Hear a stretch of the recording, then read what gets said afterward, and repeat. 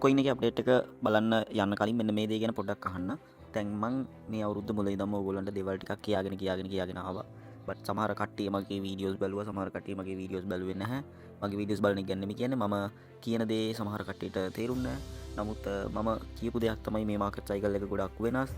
මේ market cycle එක අපි ගිය කලින් හිටපු මාකට් සයිකල්ස් වගේ නෙමෙයි.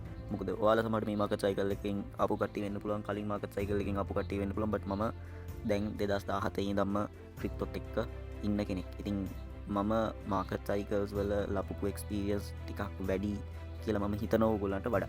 දැන් මට වඩා ඉන්න පුළුවන්. නමුත් මම මගේ දැනුම මගේ එක්ස්පීරියන්ස් එකෙන් තමයි හැම වීඩියෝ එකක්ම ඕගොල්ලන්ට ගෙනාවේ. ඉතින් මම උනත් වරදින්න පුළුවන්. මොකද මාකට් එකක් කියන එක ඔයා හෝ මම හෝ කවුරුත් කන්ට්‍රෝල් කරන එකක් නෙමෙයි. මේක අපිට කන්ට්‍රෝල් කරන්න බෑ.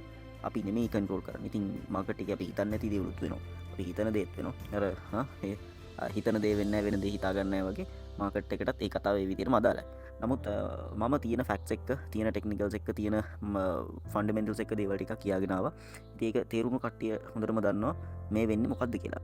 දැන් ඒක නිසා හොඳට මතක තියාගන්න, අපි සමහර දේවල් ඕනවට වඩා විශ්වාස කරන්න යනවා. ඕනවට වඩා ඇප්ලයි කරන්න යනවා. ඕනවට වඩා අපි පැටර්න්ස් විශ්වාස කරනවා. ඕනවට වඩා කලින් වෙච්ච දේවල් ඒ විදිහටම වෙයි කියලා හිතන. අපේ ඇත ලෝකෙත් එහෙම. මට මෙයා මේ විදිහට කරා, ඒක නිසා එයා ඉස්සරහටත් ඒ විදිහටම ඉඳී. වෙනස් වෙන එකක් නැහැ කියලා හිතනවා. එහෙම නැහැ. ඇත්ත ලෝකෙ මිනිස්සුත් වෙනස් වෙනවා. ඒ වගේ තමයි මාකට් කියන ඒවා වෙනස් වෙනවා. මාකට් එකක් හැමදාම එකම විදිහට තියෙන්නේ නැහැ. එකම විදිහට කට්ටියට ට්‍රීට් කරන්නේ නැහැ. ඉතින් අපි ගොඩක් කට්ටිය හිතන දේ කවමදාවත් මාකට් එකේ වෙන්නේ නැහැ. හිස්ටරි එකට ගිහිල්ලා බලන්න බහුතරයක් හිතපු දේ කවමදාවත් මාකට් එකේ වෙලා නැහැ. තනි කර ඒකේ ඔපොසිට් එක වෙලා තියෙන්නේ. මොන හරි දෙයක් කට්ටිය වැඩිපුර හිතුවනම් ඒක අනිත් පැත්ත තමයි මාකට් එකේ වෙන්නේ. ඒක තමයි මාකට් එකේ ස්වභාවය. ඉතින් ඔය දේ ගැන චුට්ටක් අයිඩියා එකක් ගන්න කියලා කියනවා මුලින්ම. දැන් බිට්කොයින් එක වැටෙන ගමන් තියෙන්නේ, මම මගේ අයිඩියාස් ටික තමයි ඔයගොල්ලන්ට ෂෙයා කරන්නේ. මේ වෙනකොට මම මේ වීඩියෝ එක කරන වෙලාවේ තාම ටිකක් ලොකුවට ඩ්‍රොප් එකක් යනවා. ඉතින් මම මේක ගැන කිව්වා කලින් ඔයගොල්ලන්ට කිව්වා. ඔයගොල්ලන්ට මතකද දන්නේ මේ පොයින්ට් එකේදී මම කලින් වීඩියෝ එකේදී කිව්වා 1,70,000 ඉද්දි මාකට් එක ටෙස්ට් කරන මෙන්න මේ ස්ට්‍රෝං සපෝට් එකක් ටෙස්ට් කරන්න යාගේ. ඉතින් ඒක එච්චර හොඳ සයින් එකක් නෙමෙයි, සහ මාකට් එක එතනින් රිජෙක්ට් කරන්න පුළුවන් කියලා.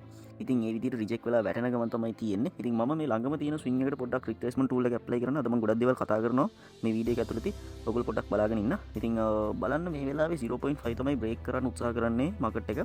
එහෙම වුණොත් එහෙම ගොඩක් වෙලාවට 94,000 93,000 කියන සෝන් එක තමයි ඊළඟට එයාට සපෝට් එකක් හම්බෙන්න තියෙන හොඳම සෝන් එක විදිහට වැටෙන්නේ. ඉතින් අපි දාගෙන බැලුවොත් එහෙම EMA රිබන් එක වීක්ලි chart එකට එතනදී අපිට පේන දෙයක් තමයි අපි දැක්ක මෙතනින් 0.55 EMA එකකින් තමයි මාකට් එක බවුන්ස් වුණේ කලින් වීක් එකේ.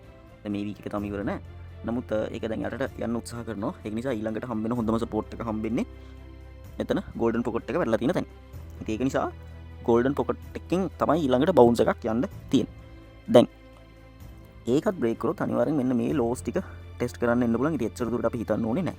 දැන් 4 hour chart එකේ පොඩි ඩයිවර්ජන්ස් එකක් ලෝඩ් වෙගෙන එන බවක් මම දැක්කා. ඔයගලන්ට පේන ඇති මාකට් එක මෙන්න මේ විදිහට ඩයිවර්ජන්ස් එකක් ලෝඩ් වෙගෙන එනවා. නමුත් තාම 4 hour chart එකේ ලෝ එකක් හදලා නැති නිසා අපිට ඒක ගැන හරියටම කියන්න බෑ. දැන් මම යන්නම් ගෝල්ඩ් බිට්කොයින් chart එකට. මට දේවල් ටිකක් තියෙනවා ඔයගලන්ට පෙන්වන්න. දැන් ගෝල්ඩ් බිට්කොයින් chart එකේ මම යන්නම් වීක්ලි chart එකට. වීක්ලි chart එකට ගියාම මම මේ ඔයගලන්ට මතකද ඔයගොල්ලෝ බලන්න මගේ පරණ වීඩියෝ ගිහිල්ලා මම මෙන්න මේ බ්‍රේක්අවුට් එක ගැන ඔයගලන්ට කලින් දැම්ම බ්‍රේක්අවුට් එකේ නම මම කිව්වා මේ බ්‍රේක් කරලා තියෙන ලොකු ට්‍රෙන්ඩ් ලයින් එකක්. ඉතින් ඒක නිසා ටිකක් භයානකයි කියලා. දැන් මම ඒක නෙමෙයි ඔයගලන්ට පෙන්වන්න උත්සාහ කරන්නේ. මෙතන තියෙනවා ඩයිවර්ජන්ස් එකක් ලෝඩ් වෙගෙන එන ගමන් තියෙනවා. ඔයගලන්ට පේනවද දන්නේ නැහැ. මෙන්න මෙතන ඩයිවර්ජන්ස් එකක් ලෝඩ් වෙගෙන එනවා. තාම මේ හයි එක හදලා නැති නිසා අපිට තාම කියන්න අමාරුයි ටිකක්. නමුත් එතන ඩයිවර්ජන්ස් එකක් හැදෙනවා. අනිත් එක තමයි වීක්ලි chart එකේ ඔයගලන්ට පේනවද දන්නේ නැහැ. මෙන්න මෙතන වැටෙනවා moving average එකක් EMA එකක්. මේ 200 EMA එක මෙයා රෙසිස්ටන්ට් එකක් වෙන්න පුළුවන් කියලා මට හිතෙනවා. හිස්ටරි එකේ කිසිම අවස්ථාවක මේ ඩයිනමික් රෙසිස්ටන්ට් එක ටච් කරලා නැහැ එයා.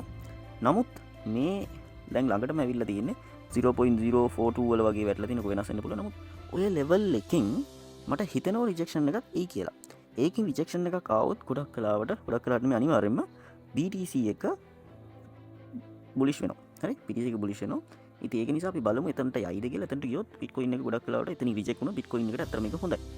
දැන් මේ මම කතා කරන මොහොතේදී අත්‍තරම බිට්කොයින් එක එච්චර හොඳ මට්ටමක නැහැ. 4 hour candle එහෙම ලොකු වොලියුම්ස් එක bearish ගතියක් තමයි පෙන්වන්නේ. ඉතින් තාම ෆෝ කැන්ඩල් එක ක්ලෝස් වෙලා නැහැ. ඊළඟට වැටෙන සපෝට් එක තියෙන මම කලින් සති ගණනාවකට කලින් කිව්වා වගේ 93000 94000 කියන සෝන් එක. ඉතින් එහෙනම් ඔයගොල්ලෝ ටික බලන්න මට ওই දේවල් ටික තමයි මතක් කරන්න ඕනේ. එහෙනම් thank you very much මං අශාන්.